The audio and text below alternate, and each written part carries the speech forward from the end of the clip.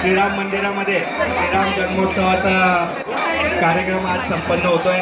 तसा आमच्या गावचा हा उत्सव आहे आणि 91 वर्ष आज या उत्सवाचं चाललेलं आहे। या गावाची एक परंपरा राहिलेली आहे। आज जन्मोत्सव झाल्यानंतर छबिन्याची मिरवणूक आणि त्यानंतर कुस्त्यांचा आखाडा, मनोरंजनाचा कार्यक्रम असे भरगच्च कार्यक्रम इथं होत असतात।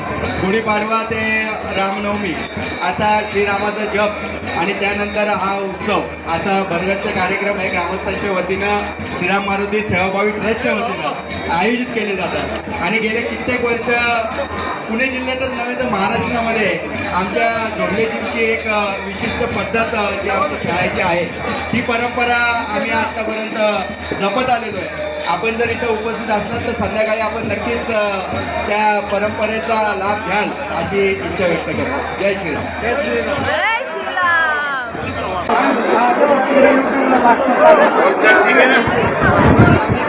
श्रीराम।